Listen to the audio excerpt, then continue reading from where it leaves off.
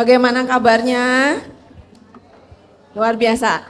Oke, hari ini kita akan dilayani oleh narasumber seorang dokter gigi. Tanpa memperpanjang, kita panggil dulu ke depan. Silahkan, ini adalah pendeta muda dokter gigi Hedwin. Kita beri tepuk tangan.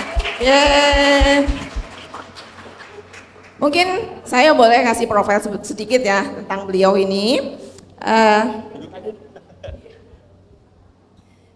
Jadi narasumber kita hari ini adalah pendeta muda Dr. Gigi Hedwin SPPM, spesialis penyakit mulut.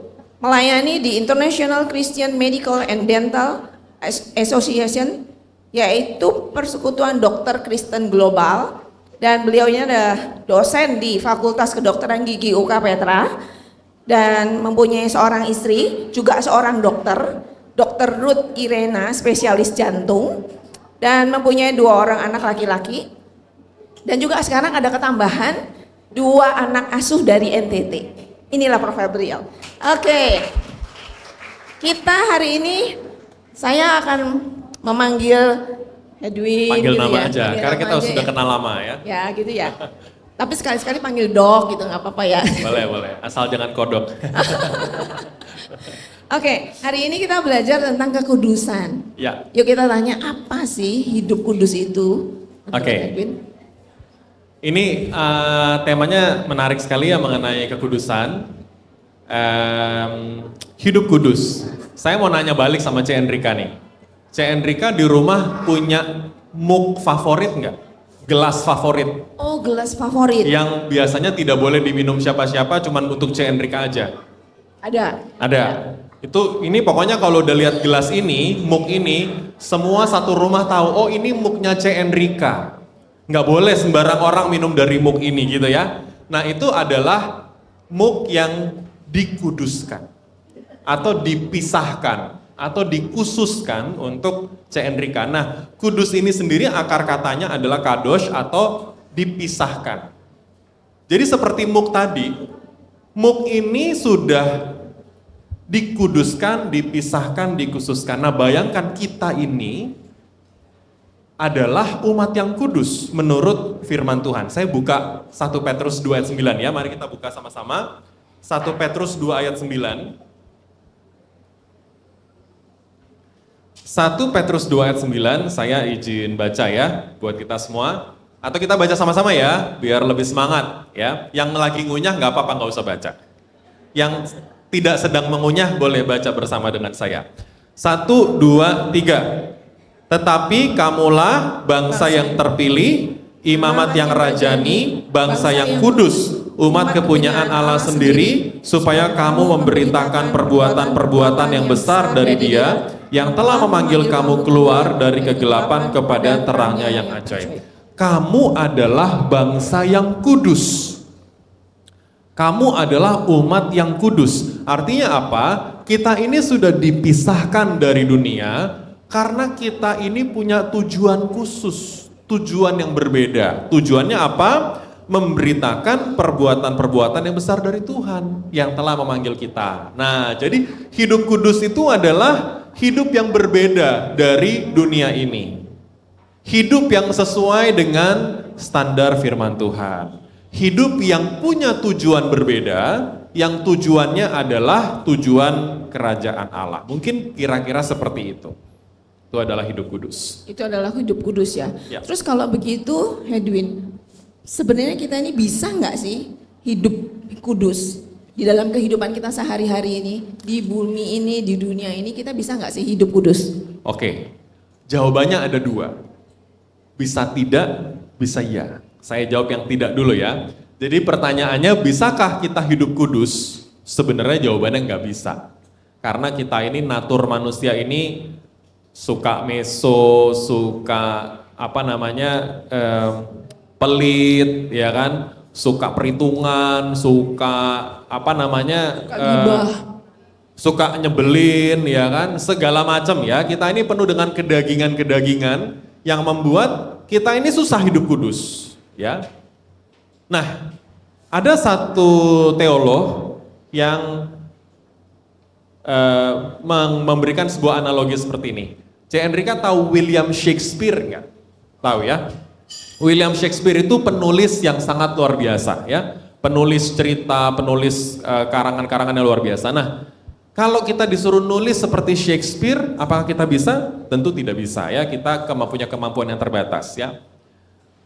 Tetapi kalau rohnya William Shakespeare itu masuk ke dalam diri kita, maka tiba-tiba kita bisa menulis seperti Shakespeare. Atau kalau ilustrasi saya di dunia pria, saya main bola enggak jago. Tapi kalau rohnya Cristiano Ronaldo itu masuk ke dalam diri saya, gitu ya, tiba-tiba saya jadi jago main bola, gitu. Nah, sama, kita ini ya pelit, ya suka ngomongnya ndak dijaga, ya suka segala macam misalnya gitu ya. Suka berbuat dosa, tapi ketika rohnya Yesus masuk ke dalam diri kita, siapa rohnya Yesus itu? Roh Kudus. Ketika Roh Kudus itu masuk ke dalam diri kita, maka kita ini diubah dan kita ini dimampukan untuk hidup kudus. Jadi inti dari pembicaraan pagi ini ya, nanti ketika misalnya kita mau membawa pulang, gimana sih cara hidup kudus? Jawabannya cuma satu saja. Apa kata kuncinya? Roh Kudus, gitu ya. Tanpa Roh Kudus tidak mungkin kita ini bisa menjadi kudus. Ya. Oke, kemudian kalau begitu, kalau kita menjadi orang Kristen yang harus hidup kudus, bagaimana kita itu menjadi orang yang nggak sok suci? Biasanya kalau aku menjaga perkataanku, aku menjaga perilakuku, kecenderungan tuh kalau melihat orang yang berbuat yang kelihatannya salah itu merasa kita ini sok suci. Nah, itu bagaimana itu, Wid? Ya, sikap sok suci terjadi ketika kita menganggap orang lain itu di bawah kita. Kita di atas, dia di bawah. Oh saya dong sudah ikut Bible & Co. Dia mah apa? Firman Tuhan aja ndak paham gitu ya. Kemudian ngomong aja masih kayak gitu, bahasa ndak disekolahin. Nah itu terjadilah paradigma sok suci itu. Sok suci itu terjadi ketika kita merasa diri kita ini di atas, dia itu di bawah. Kita ini lebih, dia itu kurang. Padahal sebenarnya betul nggak sih seperti itu? Sebenarnya bagaimana kita menghindari sikap sok suci seperti itu? Caranya adalah kita menyadari, dulu itu kita ini manusia berdosa loh. Kita ini manusia berdosa yang diampuni. Ibarat kata, mohon maaf ini istilahnya rada berat. Kita ini terpidana mati karena dosa. Upah dosa adalah maut. Kita ini terpidana maut semua. Terpidana mati. Kita ini harusnya dimurkai oleh Allah karena dosa-dosa kita, tapi oleh anugerah Tuhan kita ini diselamatkan.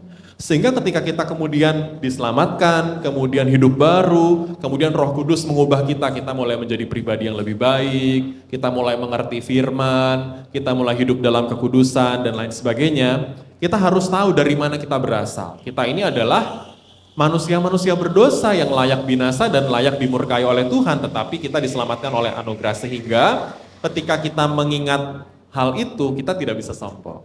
Kita tidak bisa merasa sesuci karena kita merasa bahwa ya saya seperti ini karena anugerah Tuhan, kamu juga kalau kamu mau, kamu juga bisa mengalami anugerah Tuhan itu. Tuhan sudah mati buat kamu juga gitu. Sehingga kita tidak memandang rendah ketika orang lain masih di dalam segala kelemahan mereka, kita tahu bahwa kalau mereka ini dipenuhi Roh Kudus, mereka juga akan sama luar biasanya. Dan kita juga dulu seperti mereka, seperti itu. Oke, berarti seperti yang kayak di buku itu ya, di pengantarnya bahwa kekudusan itu atau hidup kudus itu bukan hanya untuk pendeta atau Tuhan. Bukan. Ya, kita semua juga. Nah itu ya, kekudusan adalah panggilan. Itu menarik sekali apa yang ada di bacaannya ibu-ibu sekalian ya. Saya ngomong bapak ibu salah ya, di sini harus ngomong ibu-ibu sekalian. Nah jadi kekudusan adalah panggilan. Kita ini mungkin merasa bahwa yang dipanggil hidup kudus itu adalah Pak Andreas Raharjo, Pak Agus Lianto gitu kan, atau para WL gitu kan. Kalau saya sebagai jemaat ya saya 50%-nya aja udah bagus gitu ya. Mungkin kita merasa seperti itu. Itu paradigma yang salah ibu-ibu sekalian ya. Kita yang duduk di sini mungkin kita merasa saya ini jemaat biasa. Doesn't matter ya, doesn't matter. Panggilan untuk hidup kudus adalah panggilan untuk semua orang percaya. standar kekudusan yang harus dijalani para pendeta sama dengan standar kekudusan yang harus kita jalani. Gitu ya. Karena di dalam buku yang saudara baca itu dikatakan di 1 Petrus 1 ayat 15 ya. Mungkin saya akan bacakan 1 Petrus 1 ayat 15. Tetapi hendaklah kamu menjadi kudus di dalam seluruh hidupmu, sama seperti Dia yang kudus yang telah memanggil kamu. Sebab ada tertulis, kuduslah kamu sebab aku kudus. Tidak ada cerita di mana perintah ini hanya untuk para hamba Tuhan. Tidak. Jadi kita semua harus hidup kudus. Nggak bisa kita merasa bahwa saya 50%-nya dari para hamba-hamba Tuhan itu. Tidak. Kita memiliki standar kekudusan yang sama dengan para hamba-hamba Tuhan. Oke, berarti itu berlaku sama ya. Betul. Berlaku sama untuk kita semua, termasuk peserta Bible & Co hari Termasuk ini. peserta Bible & Co. Makanya kadang-kadang kita tidak, di sisi lain kalau misalnya kita masuk sebuah aliran gereja tertentu yang waduh jubahnya panjang gitu, pakaiannya banyak ornamen-ornamennya ya. Waduh itu jubahnya itu kayaknya suci dan mulia sekali gitu. Sebenarnya kita itu dengan orang itu sama di hadapan Tuhan. Ya kan? Orang tersebut sebagai pemimpin gereja atau pemimpin rohani, ya dengan segala atribut dan jubahnya, memiliki standar kekudusan seperti ini, kita juga memiliki standar kekudusan yang sama. Kita tidak dipanggil untuk berbeda dan ya yang penting saya, ya misalnya mohon maaf, paus yang di Vatikan misalnya, atau pemimpin-pemimpin yang lain-lain. Kita sama-sama manusia kan? Sama beliau juga sama-sama manusia gitu ya. Sehingga standar kekudusan yang harus kita jalani sama dengan yang seperti itu. Ya, sama. Sama ya. Oke, jadi kita ini sudah belajar bahwa hidup kudus itu berlaku sama karena itu adalah panggilan gitu ya, panggilannya Allah. Oke, kemudian gini, kita ini bertumbuh, berproses di dalam hidup kudus, tapi terkadang dalam kehidupan kita itu kita bisa jatuh. Ya.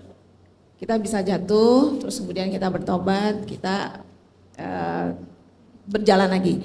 Tapi kemudian bisa jadi terus jatuh lagi. Itu bagaimana menurut Hedwin? Itu responnya kita tuh setelah kayak begitu tuh gimana? Ya, jatuh dalam dosa ya. Jatuh dalam dosa ini kita belum di surga ya, masih daging nih. Masih daging, selama kita masih daging, kita masih jatuh dalam dosa. Tapi pertama kita harus clear dulu, ada perbedaan antara jatuh dalam dosa dengan hidup dalam dosa. Ya, kalau hidup dalam dosa memang hidupnya di situ, ya. Jadi hidup dalam dosa itu gini, ya memang sehari-hari berdosa, sekali-sekali berbuat benar bisa. Ya, tapi nggak bisa terus-terusan berbuat benar, nggak bisa.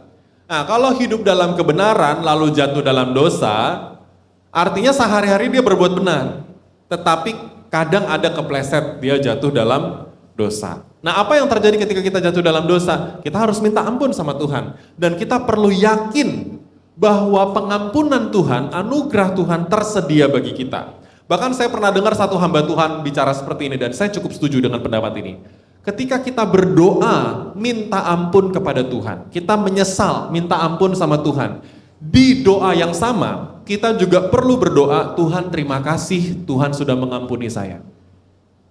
Jadi di doa yang sama, ketika kita berdoa minta ampun sama Tuhan dengan penuh penyesalan, tetapi di doa yang sama juga, kita berdoa mengucap syukur, karena Tuhan sudah mengampuni kita. Jadi seyakin itu kita bahwa Tuhan itu mengampuni kita. Nah, tapi motivasi kita saat bertobat itu juga perlu clear.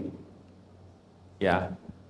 Jadi ketika kita berdosa kemudian bertobat, nah bertobatnya nih model apa? Mohon maaf kalau dosanya para pria itu ya, yang nomor 1 top of the list itu pornografi biasanya. Ya. Itu dosanya para cowok-cowok. Ya. Nah, ketika misalnya para laki-laki ini misalnya kemudian mau bertobat dari dosa semacam ini. Nah, seberapa kita itu betul-betul menyesal dan tidak ingin melakukan dosa itu lagi? Atau di dalam pikiran kita berdoa gini, ya udah saya berdosa, saya minta ampun, nanti toh kalau saya jatuh lagi Tuhan mengampuni saya lagi.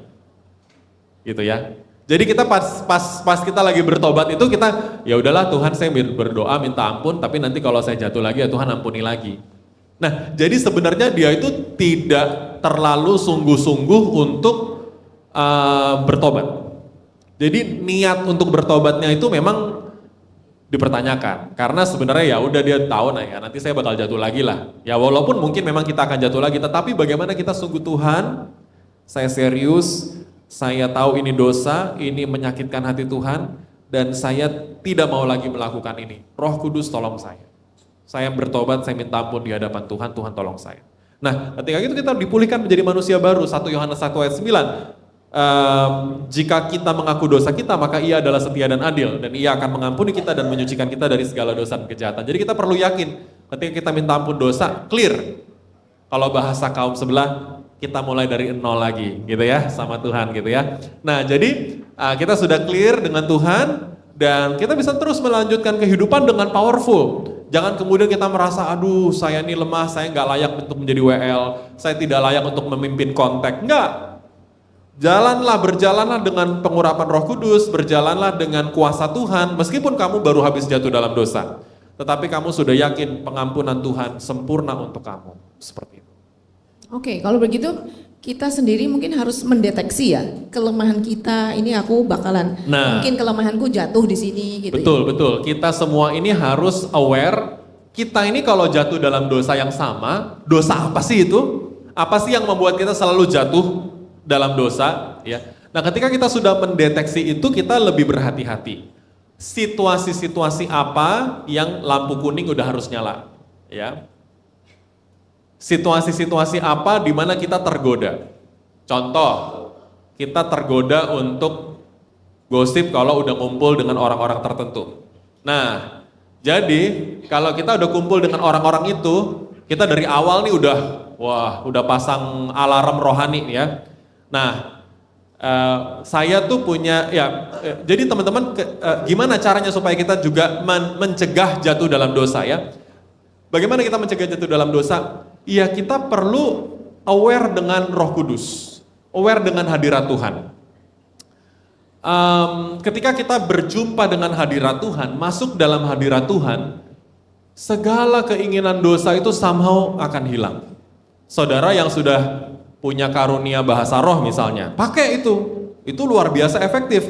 Ketika saudara sudah mulai mau jatuh dalam dosa, saudara berbahasa roh, langsung pergi sendiri itu.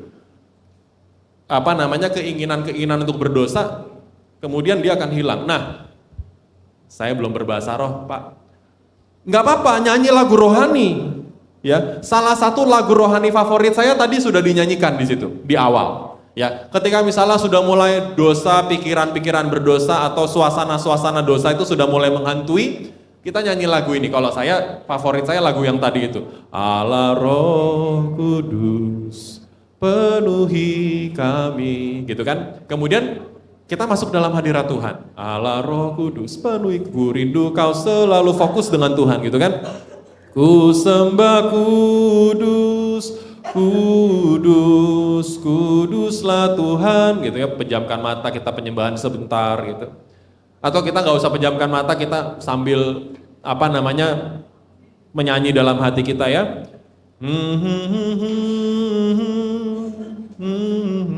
Kuduslah Tuhan, ketika kita aware lagi dengan Tuhan, aware lagi dengan hadirat Tuhan, aware lagi dengan kesucian Tuhan, kekudusan Tuhan.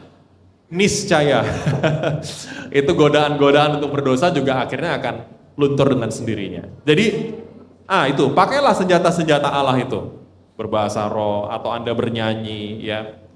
Dan juga kita juga perlu punya komunitas yang mengingatkan kita. Saya merasa juga punya pelayanan itu juga bagus. Punya pelayanan. Seringkali saya diingatkan bahwa saya ini seorang pelayan Tuhan loh. Gitu. Saya ini seorang pemimpin kontak loh. Masa saya jatuh dalam dosa begini? Nah, seperti itu. Jadi ketika kita punya pelayanan, kita tuh diingatkan status kita, kamu ini seorang pelayan Tuhan loh. Masa pelayan Tuhan seperti itu? Nah, itu juga akan mengingatkan kita. Atau kita punya komunitas rohani gitu ya. Ketika kita lagi bergumul dalam dosa-dosa tertentu, apalagi keputusan yang misalnya keputusan tertentu, kita sedang bergumul dengan keputusan transaksi keuangan yang berdosa misalnya. Rabunya mesti ke Bible & Co. Wah, udah langsung kan kita merasa komunitas-komunitas seperti itu menjaga kita. Aduh, enggak deh, saya enggak mau melakukan transaksi keuangan semacam ini karena ini tidak berkenan di hadapan Tuhan. Nah, jadi memang komunitas, pelayanan, nah dalam jangka pendek tadi bernyanyi, berbahasa roh, itu semua akan menolong kita, memampukan kita untuk kita berkata tidak terhadap godaan dosa. Oke, berarti kita yang tahu sendiri kelemahan kita di mana, ibaratnya kayak medical check up ya dok. Ya Win, medical check up. Kalau jasmani ini kan kita tahu, oh aku kolesterol, aku harus berhati-hati terhadap makanan ini gitu ya. Oh aku diabetes, aku harus hati-hati. Demikian juga mungkin untuk alam rohani ya. Betul, kita udah tahu lah penyakitnya kita apa sih, ya. Kita selalu keplesetnya di sebelah mana sih, ya makanya kita juga perlu berhati-hati, berwaspada gitu. Tapi sebentar, begini C. Enrika, kehidupan kudus itu sebenarnya jangan kita asosiasikan selalu topik kekudusan ini dengan hanya topik keterbatasan. Seolah-olah kita merasa kalau kita bicara kekudusan, maka yang ada di dalam benak dan paradigma kita adalah kita ini terkungkung di dalam aturan-aturan keterbatasan. Seperti itu. Kekudusan itu jangan dianggap sebagai kehidupan boleh tidak boleh, ya, terbatas dalam sebuah aturan-aturan yang kaku. Kekudusan itu satu kebebasan. Kita dibebaskan dari dosa-dosa yang membelenggu kita bebas berbuat baik. Kita bebas untuk melakukan kehendak Tuhan, kita bebas untuk melakukan misi. Jadi kekudusan itu seperti keluar dari kolam yang lama, masuk ke dalam kolam yang baru, dan di kolam yang baru itu ada begitu luasnya hal yang bisa kita lakukan dan begitu luasnya hal yang bisa kita nikmati dan kita enjoy, seperti itu. Jadi ya itu sih. Jadi ketika kita berpikir kekudusan, tentu kita berpikir menghindari dosa, tetapi jangan hanya di situ, gitu ya. Kekudusan itu jauh lebih luas, sangat memerdekakan, sangat liberating, sangat penuh dengan kebebasan. Tetapi bebas berbuat baik. Bebas berbuat baik itu tidak bebas berbuat jahat. Bebas berbuat jahat tidak bebas berbuat baik. Ini menarik sekali ya, kekudusan itu biasanya kan orang terpaku pada, oh, aku tidak boleh ini, aku tidak boleh ini, karena aku harus hidup. Tapi hari ini kita belajar bahwa bukan itu, bukan itu yang kita terbatas, tetapi mempunyai hidup yang bebas untuk melayani Tuhan gitu ya, bebas untuk menyukakan hati Tuhan, itu pilihan yang luar biasa ya. Oke. Kemudian kalau sebentar ini kita santai, mungkin ada pertanyaan, kita boleh buka dulu pertanyaan. Boleh banget, ya? Boleh banget. Boleh? Ada pertanyaan? Oh. Ada pertanyaan.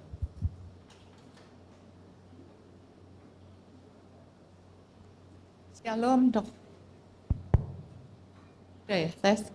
Shalom terhadap tim. Saya mau tanya, ini terjadi di keluarga saya sendiri ya.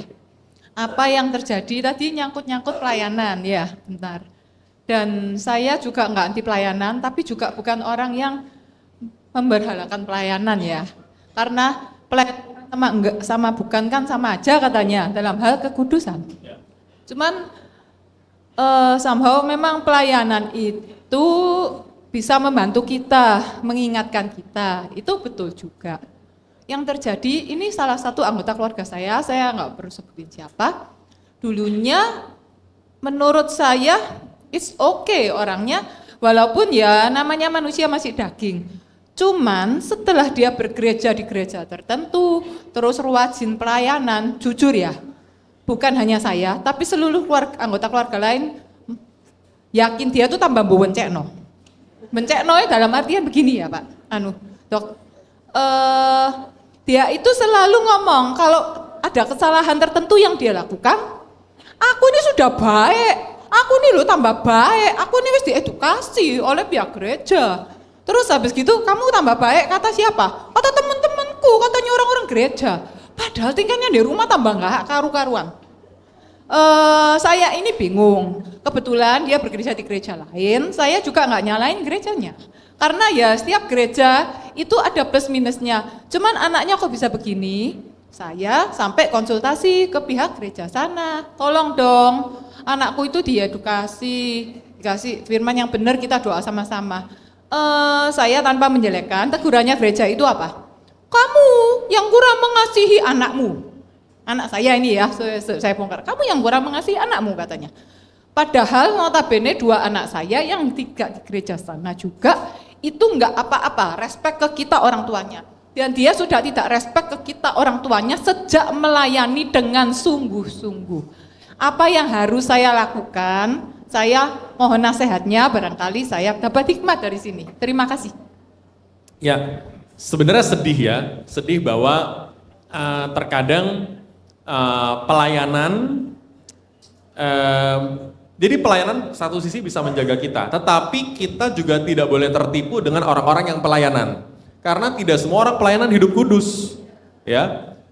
Wah, kita mah udah banyak lah dengar cerita pendeta begini, pendeta begitu ya kan, pendeta yang masuk penjara karena penyimpangan seksual juga ada kan, seperti itu ya. Jadi saya juga selalu kasih nasihat sama generasi muda yang belum menikah, yang belum punya pacar. Tentu punya calon yang melayani Tuhan itu baik, tapi jangan polos-polos percaya 100% orang yang pelayanan itu sudah pasti benar, ya. Karena banyak orang pelayanan itu ternyata mengecewakan, ternyata nggak benar. Nah, memang itu dia menariknya di sini mengenai kekudusan. Kekudusan itu tidak peduli embel-embel kita apa. Ya kan, mau kita pendeta sekalipun, mau kita majelis, mau kita diaken, mau kita pengerja, ketua kontek, tetap kita itu juga harus hidup dalam kekudusan. Ya, ada berapa banyak cerita kita pernah mendengar cerita-cerita, mohon maaf, WL selingkuh dengan singernya dan lain sebagainya. Ya hal-hal seperti itu kita pernah mendengar cerita-cerita seperti itu gitu ya. Yang habis latihan untuk gereja malamnya ngapain ya. Itu ada cerita-cerita seperti itu ya. Nah, mungkin dalam hal ini terang menerangi kegelapan. Sehingga apa? Saya sarankan kepada ibu untuk boleh bicara dari hati ke hati. Menyebalkannya itu di mana? Contoh-contohnya. Mungkin ambil yang beberapa yang paling berat, ya gitu kan. Menyebalkannya seperti apa? Apakah dia tidak menghormati orang tua? Apakah dia itu, kan firman Tuhan juga bilang, bagaimana kita itu janganlah kamu hanya memperhatikan kepentingannya sendiri, tetapi kepentingan orang lain juga. Biasa kan orang itu mulai benceno kalau dia mulai memperhatikan kepentingannya sendiri, mulai egois gitu ya. Nah, bagaimana dia itu bisa diberitahu gitu ya, diberitahu, dinasihati, ini loh, apalagi orang tua ya, punya otoritas gitu ya. Tetapi kita menyampaikan keluhan-keluhan itu bukan supaya menjatuhkan dia, tetapi karena kita sayang sama dia, kita ingin dia lebih baik sehingga kita memberitahu dia dalam kasih, tetapi biasanya kita sandwich ya, sandwich itu kita puji dulu, nah tengahnya. Jadi misalnya, aku tuh seneng loh kamu pelayanan, misalnya gitu. Aku happy kamu tuh pelayanan, itu bagus. Kamu belajar komitmen, belajar disiplin. Tapi banyak loh pelayan Tuhan itu di dalam jubah pelayanannya, tapi dia itu enggak benar hidupnya. Ada pendeta seperti ini, ada yang, nah mama tuh enggak mau kamu tuh seperti itu. Nah mama sekarang melihat nih ada gejala-gejala bahwa meskipun kamu pelayanan, tetapi ada aspek-aspek hidupmu yang mungkin tidak pas. Begini gitu ya, disampaikan dalam kasih. Nah mama percaya bahwa kamu pasti bisa lebih baik dan lain sebagainya. Mama akan mendukung dan lain sebagainya. Itu biasanya kita kalau menegur itu memang perlu minta hikmat sama Tuhan. Ya sandwich itu saya suka teknik itu. Karena teknik itu tidak langsung hajar gitu ya. Walaupun kita memang pengen sebenarnya ke arah situ ya. Tapi kita bungkus dengan roti yang enak dulu ya. Di awal dan di akhir sehingga dia juga ada encouragement bahwa oh iya sebenarnya mamaku tuh seneng loh aku pelayanan, tapi seperti itu. Jadi ya itu satu poin ya bahwa pelayanan aktivitas rohani tidak menjamin kita punya hubungan pribadi dengan Tuhan yang benar.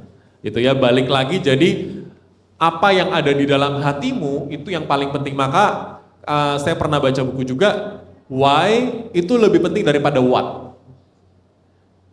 Apa sih motivasinya kita pelayanan? Misalnya WL, atau jadi singer di atas panggung. Motivasinya apa sih jadi singer itu? Mau memuji Tuhan, atau mohon maaf, ada yang motivasinya lain, mau nampang, biar orang lihat aku bajunya bagus, biar orang lihat aku nih keren, dan lain sebagainya. Apa sih sebenarnya motivasi kita? Maka why itu selalu lebih penting. Nah makanya tadi di dalam bukunya yang Anda baca ini juga ada mengenai kekudusan itu dimulai dari hati. Gitu ya, bagaimana hati itu nah ini hari ketiga, hati yang bersih memancarkan kemuliaan Tuhan. Hati kita tuh licik loh, betul nggak? Hati kita itu licik, hati kita itu licik. Kita di luar itu bisa shalom gitu kan, tapi di dalam hati kita, kamu cuman seperti itu doang, gitu kan? Itu, jadi kita tuh bisa seperti itu gitu ya. Mulut sama hati beda. Nah, Mazmur 24 ayat 3 sampai 4 ya. Siapakah yang boleh naik ke atas gunung Tuhan? Siapakah yang boleh berdiri di tempat yang kudus? Orang yang bersih tangannya dan murni hatinya. Kemudian yang lebih mantap lagi, Amsal 4 ayat 23. Jagalah hatimu dengan segala kewaspadaan karena dari situlah terpancar kehidupan. Jadi memang kita ini memang perlu menjaga hati yang licik ini. Kita perlu meminta Tuhan, oh Tuhan, saya nggak boleh mikir gitu. Oke, mungkin dia lebih miskin dari saya, tetapi dia berharga di matamu Tuhan. Nah itu kita nggak perlu ngomong ya, nggak perlu kita ngomongin itu di luar itu. Ya itu adalah percakapan di dalam hati kita sendiri. Ya itu percakapan di dalam hati kita sendiri tuh, seperti itu. Padahal kita tadi sudah merendahkan dia misalnya. Gak punya kerjaan, begini. Mungkin kita merendahkan dia karena kita merasa, dia ini siapa sih gitu ya. Tapi, enggak Tuhan. Kita misalnya langsung bicara, kita counter hati-hati yang gak benar itu ya. Ucapan-ucapan hati yang gak benar itu kita langsung lawan. Tuhan, Engkau mengasihi dia Tuhan. Dia berharga di matamu. Nah, ketika kita menyalami orang, shalom, dengan orang ini berharga di mata Tuhan. Tuhan mengasihi dia, pasti juga beda ya. Jadi, itulah mengapa kemurnian hati itu penting sekali. Ketika kita pelayanan, ketika kita datang ke tempat ini, apa sih yang kita cari sebetulnya? Gitu. Sudah menjawab, Fen? Sudah menjawab? Oke, ada lagi pertanyaan?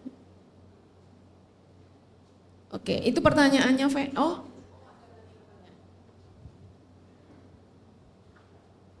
itu pertanyaan Feni tadi relate juga sih memang. Terkadang ada kejadian seperti begitu sih. Banyak. Dok, mau nanya. Tadi kan dijelasin kalau Tuhan itu maha kasih, maha adil. Kalau kita bertobat, Tuhan pasti akan mengampuni. Bahkan Tuhan itu tahu sebelum kita berbuat dosa. Ya. Nah cuman kalau kita bolak-balik berdosa, terus minta ampun. Balik lagi begitu minta ampun. Kan tadi setiap kali kita bertobat minta ampun kembali lagi ke nol. Gitu terus. Apakah jadi kesannya itu bahwa Tuhan itu jadi gampangan gitu ya, jadi murahan sehingga kita itu ya udah nggak apa-apa nanti minta ampun aja, minta ampun. Intinya sebelum kita mati kita masih bisa bertobat kan gitu. Itu yang pertama. Terus yang kedua, kalau Tuhan itu setia dan adil, pasti setia, dia mengampuni dan adil. Kalau saya sering dengar bahwa dosa itu pasti juga sudah diampuni tapi tetap ada konsekuensinya. Nah, kapan konsekuensi itu terjadi yang harus kita tanggung akibatnya. Terus yang kedua, saya rada bingung dengan kalau Tuhan itu kasih, bukankah konsekuensinya itu bukan dari Tuhan harusnya, tapi dari kebodohan kita sendiri. Kenapa kok kita menyangkut pautkan Tuhan bahwa Tuhan juga akan kasih konsekuensinya gitu. Terima kasih pertanyaannya. Mengenai jatuh dalam dosa berulang-ulang. Kalau kita sudah tahu kita jatuh dalam dosa berulang-ulang, saya sarankan Anda untuk ngomong ke kakak rohani, mentor, atau ketua kontak bahwa Anda bergumul dalam dosa itu. Ketika Anda saya dapat ini dari mentor saya. Ketika Anda ngomong bahwa saya jatuh melulu nih dalam dosa ini, ketika Anda ngomong, Anda lagi deklarasi sama iblis bahwa Anda serius. Pertanyaannya berani nggak kita ngomong? Berani nggak kita terbuka? Harusnya berani. Saya tidak senang, sebenarnya kritik saya terhadap konteks di gereja-gereja adalah kalau konteks itu tidak menjadi ruang aman untuk kita terbuka dengan dosa-dosa kita. Mohon maaf, saya kenal ada satu saudara saya tapi bukan di Surabaya, di Jakarta. Yang punya banyak pergumulan gitu ya. Tapi ketika dia datang ke konteks itu, yang ada di dalam konteks itu berlomba-lomba cerita sukses di dalam konteks, ya. Berlomba-lomba cerita bisnis, berlomba-lomba cerita bagaimana dia itu kaya, sukses, diberkati, bisnisnya berhasil dan lain sebagainya. Ya akhirnya konteks kalau hanya sebatas seperti itu, tidak ada cerita-cerita yang mendalam, tidak ada cerita-cerita yang vulnerable, ya sayang gitu, tidak menjalankan fungsinya. Sebenarnya di dalam oke lah, misalnya andai kata kita tidak bisa melakukan itu di konteks one on one. Bicaralah dengan mentor kita, bicaralah dengan pemimpin rohani kita. Saya ini bergumul loh dengan dosa ini. Nah ketika kita sharing dosa kita itu, kita bergumul, kita sedang deklarasi sama iblis bahwa kita serius untuk melawan dosa itu. Sehingga ketika kita berdoa, kita juga berdoa dengan Tuhan dengan keseriusan. Kita bilang, Tuhan, saya sangat serius, saya jatuh kembali dalam dosa seperti ini, dan Tuhan tolong saya mau bertobat, saya mau ini. Kemudian kita ngaku. Karena keterbukaan itu awal pemulihan. Ada nggak firman Tuhannya? Ada. Jadi ini saya bukan hanya saran seorang mentor, tetapi ini adalah saran di dalam firman Tuhan. Kita buka di dalam Yakobus 5. Yakobus 5 ayat 16. Yakobus 5 ayat 16. Nah ini praktek yang mungkin hari-hari ini sudah jarang terjadi. Karena di konteks ini kita masih pakai topeng. Kalau kita mau real di dalam konteks atau di dalam komunitas rohani, topengnya mesti dibuka Bapak Ibu. Ibu-ibu.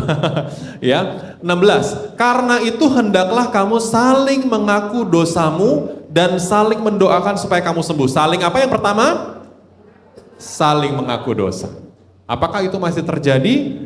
Nah, mari kita punya sahabat rohani yang erat, yang dekat, mungkin karena di konteks kita sungkan ada orang baru. It's okay, ya. Di konteks ada orang baru, belum kenal kita sudah mau terbuka semua dosa kita yang paling ugly, kita sampaikan, oke, mungkin nggak pas. Oke, nggak apa-apa. Kita berdua atau bertiga di luar waktu konteks, kita share, ya, pergumulan kita, kejatuhan kita, dosa-dosa kita. Saya yakin Tuhan akan memulihkan kita.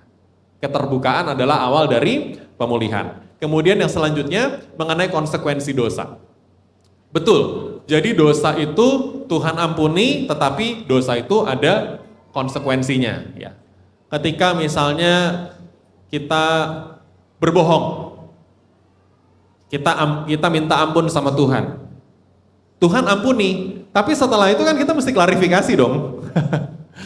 Sebenarnya kemarin itu aku berbohong, atau kemarin itu sebenarnya faktanya nggak seperti ini. Ya mungkin kita menanggung malu juga ketika kita klarifikasi bahwa kita itu berbohong. Atau lebih parah lagi, kita nggak klarifikasi, orang tahu sebenarnya gimana. Wah itu lebih malu lagi, ya. Lebih malu lagi kalau ketahuannya dari orang lain, misalnya seperti itu. Nah makanya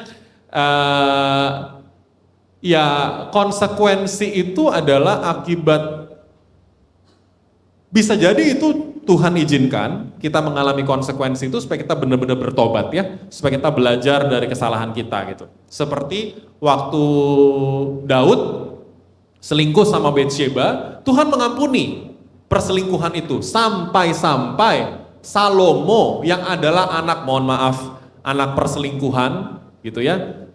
Itu anak dari hubungan seperti itu, Salomo kemudian menjadi raja yang besar gitu ya. Jadi bahkan silsilah Yesus Kristus itu, nama Batsheba itu tercantum di Kejadian 1. Artinya apa? Tuhan mengampuni. Tetapi konsekuensi yang mereka alami kan ditanggung juga. Misalnya anaknya Daud yang pertama akhirnya mati, gitu ya, dan lain sebagainya. Jadi konsekuensi bisa dari Tuhan, bisa juga secara alamiah ya. Misalnya kebohongan itu tadi, itu kan secara alamiah. Kalau misalnya kita udah terlanjur melakukan seperti itu, kemudian orang tahu, atau kemudian kita harus mengklarifikasi kan ya adalah rasa malu pasti di situ gitu ya. Nah itu ya konsekuensi yang memang harus kita tanggung supaya kita tidak melakukan itu lagi seperti itu. Oke, sudah menjawab? Oke, thank you. Ya, oh ada lagi pertanyaan. Boleh, Ci Yujing. Jangan susah-susah ya, Ci. Oh nggak apa-apa. Kita perlu selesaikan di sini. Kita harus selesaikan. Tidak boleh keluar dari sini ya. Ya, maaf dok, saya mau tanya. Ini pertanyaan dari teman saya. Dia kan tergabung dalam satu kontak. Ya, ternyata ketua kontaknya itu nggak benar. Jadi mau curhat kemana dok?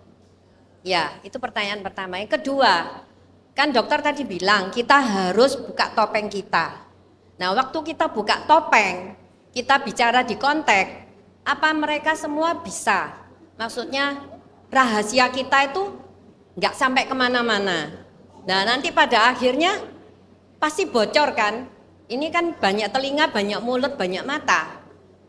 Di kontak kan ada beberapa orang, meskipun ya sedikit, tapi kan itu berbahaya juga. Nah, itu bagaimana caranya kita mengatasi? Terima kasih dok. Ya, terima kasih. Ya, kita tentu memang tadi seperti yang saya sampaikan, kita lihat-lihat ya, mungkin ada orang-orang di kontak kita yang orang baru, kita belum tahu ini jelas atau enggak orang ini ya. Jadi kalau ketua kontaknya pun kita nggak bisa percaya, ya itu sedih sebenarnya ya. Mungkin perlu kita share kepada gembala bahwa ketua kontak ini enggak benernya karena apa, enggak benernya di sebelah mana, karena saya merasa ketika itu sudah terjadi, itu menjadi tugas gembala untuk memastikan bahwa gembala-gembala di bawahnya itu benar-benar gembala. Gitu ya. Nah, jadi kalau gembala yang di bawahnya ini kurang pas, ya kita mesti naik ke gembala yang di atasnya, memberitahu ini kira-kira tidak pasnya kenapa. Oke. Nah, tetapi jawaban lain adalah bahwa kalau kita tidak pas dengan pemimpin kontak kita cari mentor yang lain. Kita cari sahabat rohani yang lain. Saya waktu ikut sebuah konferensi misi, saya pernah ikut sebuah konferensi misi. Nah, salah satu sesi yang dibukakan di situ adalah mengenai mentor. Ini memang kita tidak terbiasa dengan istilah ini, tetapi waktu itu salah satu bagian dari kehidupan rohani, disiplin rohani yang baik adalah kita perlu punya mentor. Nah, waktu itu saya ditanya, kamu punya mentor? Enggak. Mentor saya adalah acara demi acara gitu ya. Saya datang ke acara A, acara B, acara C, acara D, acara E gitu ya. Lalu saya merasa itu semua memberkati saya dan ya udah saya bertumbuh melalui acara-acara itu gitu ya. Nggak bisa. Kamu perlu berdoa minta mentor sama Tuhan. Nah, apa bedanya mentor dengan pemuritan yang biasa? Kalau pemuritan yang biasa, saya dibesarkan di perkantas anyway, yang sangat kental dengan budaya pemuritannya. Pemuritan yang biasa itu biasanya pemimpinnya itu mencari-cari. Jadi misalnya kalau anak-anaknya sudah ndak mau berkumpul, ayo dong diteleponin, agak dimanja ya, diteleponin, ayo dong dijemput, ayo dong kita kumpul lagi. Jadi pemimpin mencari dombanya. Kalau mentor itu beda, kita sudah dewasa secara rohani, kita yang mencari mentor kita. Nah, saya punya mentor saya tinggal di Salatiga, Dokter Misi. Itu mentor saya. Dan saya waktu itu berdoa, Tuhan mentor saya siapa ya? Lalu Tuhan singkapkan, coba hubungi orang ini. Karena kehidupannya mirip dengan kamu, dan punya pergumulan yang mengerti pergumulan-pergumulan kamu. Nah waktu itu, para ibu-ibu sekalian, saya pernah jatuh dalam dosa. Dan ketika saya jatuh dalam dosa itu, saya sudah berkhotbah, saya sudah melayani di mana-mana, tetapi ada satu dosa yang saya lakukan dan saya sadar saya jatuh dalam dosa itu. Nah, saya ngaku kepada mentor itu dan mentor saya itu sangat menolong saya untuk saya kemudian bisa segera keluar dari situasi seperti itu. Itu butuh waktu cukup lama, beberapa bulan proses untuk saya betul-betul bisa melawan dosa itu dengan baik dan kemudian keluar. Tapi puji Tuhan melalui proses mentoring yang baik saya dipulihkan dan kemudian saya bisa menjalani kehidupan yang baik gitu ya. Nah, ini satu fakta bahwa kita punya kelemahan gitu ya. Nah, ketika ada kejatuhan dan lain sebagainya, kita perlu bereskan di hadapan Tuhan. Nah, Coba pikirkan ibu-ibu yang ada di sini punya mentor, gitu ya. Mentor itu belum tentu usianya harus lebih tua juga, walaupun kebanyakan seperti itu. Seorang yang dewasa rohani, seorang yang bisa jaga rahasia, ya. Dan kemudian kalau Anda punya masalah seperti itu, Anda ajak ketemu mentornya. Ajak ketemu, ceritakan, dan saya yakin orang yang Anda pilih tidak akan cerita kemana-mana. Ya, Anda memilih orang yang bisa dipercaya, gitu kan? Nah, orang ini kemudian akan menolong Anda. Seperti itu. Jadi tidak harus dikontak, ya. Atau dikontak Anda bisa ceritakan secara terbatas, tidak perlu detail, sehingga tetap ada keterbukaan di sana. Saya ada pergumulan begini, mungkin kita nggak bisa detail cerita di kontak karena orangnya banyak, misalnya gitu ya. Nah, tetapi dalam persahabatan rohani misalnya 3 orang, 4 orang, atau dengan mentor, kita bisa secara terbuka. Tetapi memang itu perlu kita sampaikan, supaya itu menjadi deklarasi keseriusan kita. Thank you. Oke, terima kasih sudah menjawab ya, Syoji. Jadi ini PR dari Dr. Hedwin, kita berdoa minta Tuhan siapa yang jadi mentor kita. Kalau yang belum punya mentor, memang itu membantu banget. Saya juga terbantu dengan mentor. Jadi terkadang kita ini perlu orang yang menegur kita. Terkadang kita nggak sadar, selain suami biasanya suka didengar apa enggak sih? Biasanya untuk yang lebih banyak pelayanan di wanita, saya mentornya wanita gitu. Dan itu membantu banget saya. Oke, kemudian ini ke materi berikutnya karena waktu jalan terus. Nah itu tadi pertanyaannya relate juga dengan pertanyaannya yang C. Natalina. Apa bahaya jika seseorang berpikir itu ya saya ini sudah diselamatkan. Terus akhirnya ya saya nggak terlalu memikirkan kekudusan karena saya juga pasti diselamatkan karena saya ini sudah ditebus Tuhan. Ya, salah satu ciri-ciri orang yang benar-benar sudah diselamatkan adalah kerinduan untuk menyenangkan hati Tuhan. Ya, cinta Tuhan, kerinduan untuk menyenangkan hati Tuhan. Nah, firman Tuhan kan bilang kerjakanlah keselamatanmu dengan takut dan gentar. Artinya apa? Kita harus menghargai keselamatan kita ini dengan sungguh-sungguh, bahwa keselamatan ini bukan murahan, ini mahal, dan orang yang diselamatkan itu memiliki tujuan hidup yang baru. Tujuan hidup yang baru adalah menyenangkan hati Tuhan. Ada 2 tujuan umum untuk orang Kristen yang sudah diselamatkan. Tujuan umum itu ya, yang umum ya, hidup kudus, mengampuni, dan lain sebagainya. Tetapi ada tujuan yang juga spesifik. Tujuan yang spesifik itu hanya kamu yang dikasih tugas itu, hanya Anda yang dikasih tugas itu, gitu ya. Dan itu spesifik gitu. Nah, kita perlu mencari tahu tuh tujuan itu, sehingga orang yang sudah diselamatkan itu fokusnya tidak lagi hidup untuk diri sendiri, tetapi hidup untuk Kristus, hidup untuk kerajaan Allah. Nah, jadi kita perlu mengisi hidup kita dengan tujuan-tujuan yang Allah sudah tetapkan itu ya. Jadi juga termasuk dalam hal kekudusan ini gitu. Natur kita setelah kita diselamatkan adalah semakin serupa dengan Kristus. Nah, itu juga ada tuh ya di dalam salah satu bagian ya, ini saya nggak ketemu sekarang nih halamannya halaman berapa, tapi ada mengenai kekudusan itu terkait juga dengan keserupaan dengan Kristus. Nah, ada 3 istilah dalam teologi. 3 istilah dalam teologi ini adalah justification, sanctification, sama glorification. Justification ini adalah waktu kita diselamatkan, kita dibenarkan, kita dikuduskan, kita dibenarkan. Ya, padahal kita berdosa, tapi kita dideklarasikan bahwa kita ini orang benar. Itu adalah momen pada saat kita menerima Yesus, justification, dibenarkan. Yang kedua adalah sanctification. Sanctification ini adalah kita dikuduskan. Kita ini berada dalam sebuah proses pengudusan sampai kita menjadi serupa dengan Kristus. Nah, yang future-nya adalah glorification. Glorification ini adalah pada saat kita sudah bertemu Yesus muka dengan muka, kita memakai tubuh kemuliaan yang sama dengan tubuh kebangkitan Kristus. Nah, disitulah kita mengalami yang namanya glorification. Nah, ini saya sempat baca satu buku dari John Stott, ini juga sangat bagus, mengenai 3 tenses ini ya, past tense, present tense, future tense. Past tense, kita buka dari Roma 8 ayat 29. Roma 8 ayat 29.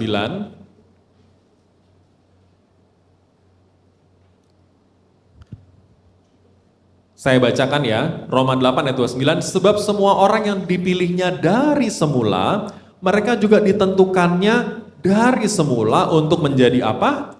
Serupa dengan gambaran anaknya, supaya ia anaknya itu menjadi yang sulung di antara banyak saudara. Maka kita tuh seperti adiknya Tuhan Yesus. Kita anak dari Bapa yang di sorga, tapi seperti adiknya Tuhan Yesus. Yesus menjadi yang sulung di antara banyak saudara. Kita ini disebut sebagai saudara-saudara Kristus gitu ya. Nah, jadi kita ini dari dulu past tense itu ditentukan untuk menjadi serupa dengan gambaran Kristus, gambaran anaknya. Nah, sekarang yang present tense itu ada di 2 Korintus 3 ayat 18. 2 Korintus 3 ayat 18.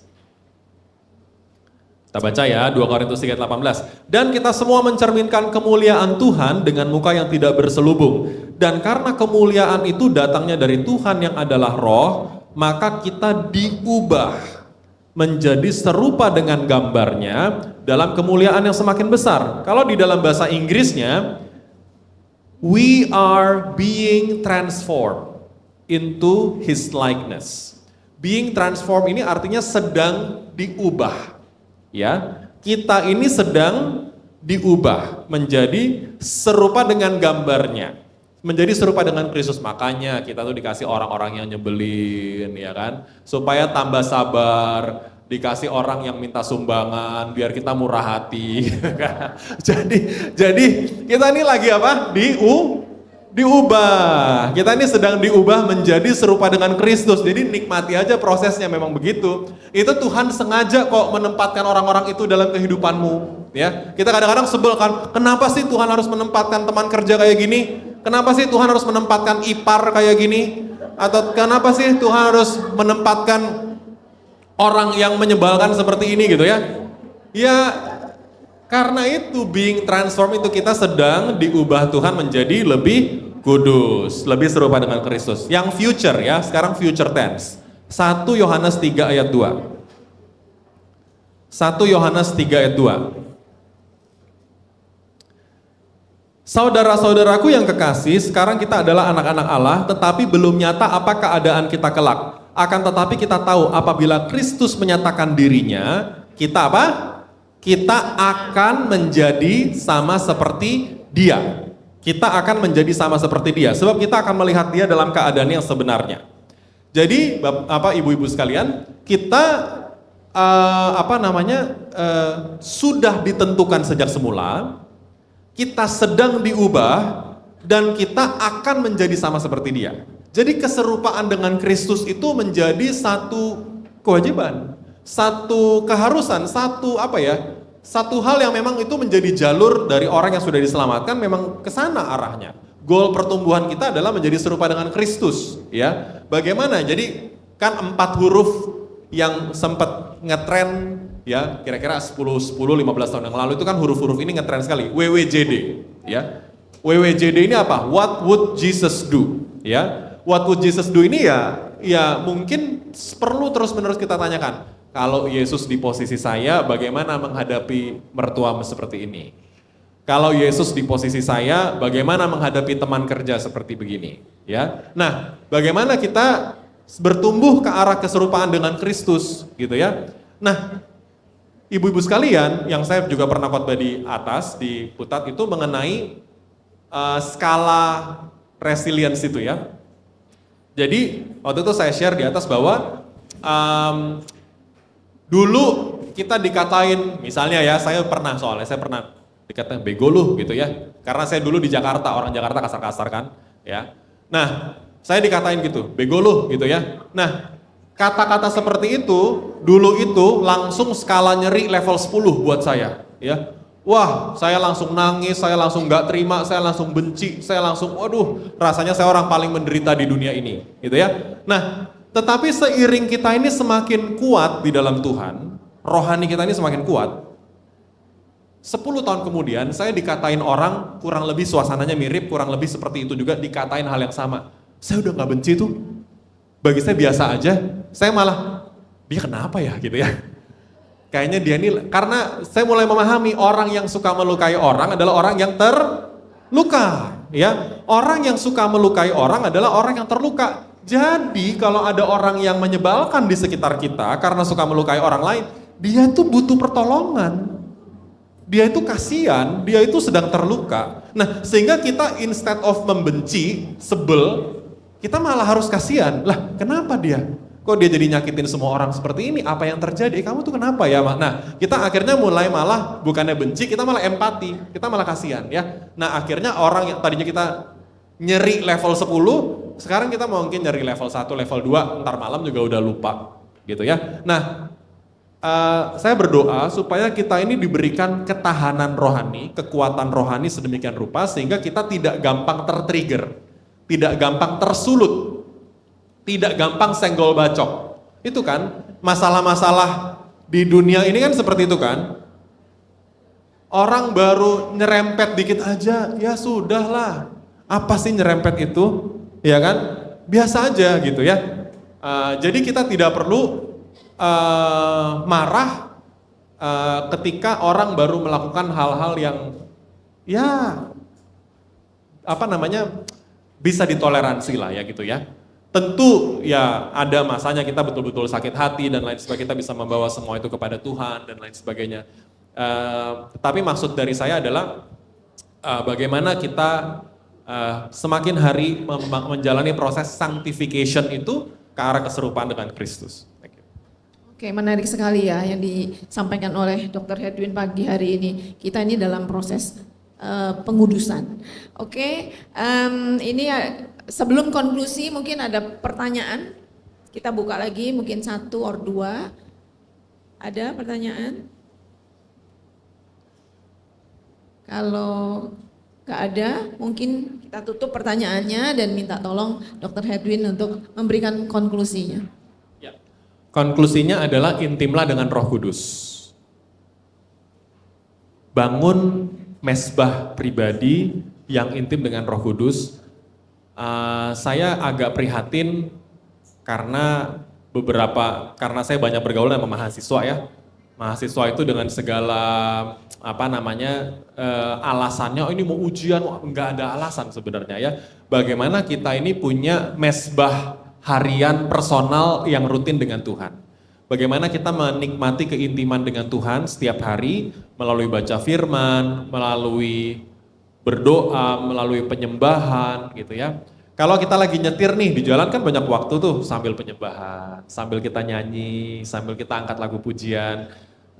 Kalau malam-malam hari, pagi hari, saat kita bangun, saat kita memulai hari, atau misalnya suami, anak sudah ke kantor dan lain sebagainya, sudah ke sekolah, ada waktu di rumah kosong. Bagaimana kita bisa putar lagu rohani, kita bisa masuk dalam hadirat Tuhan gitu ya. Orang yang intim dengan Roh Kudus pasti akan hidup dalam kekudusan. Amin. Oke, terima kasih banyak. Kita beri aplaus untuk Dr. Hedwin, luar biasa. Terima kasih. Jadi jangan lupa pesan sponsornya tadi, cari mentor yang belum punya.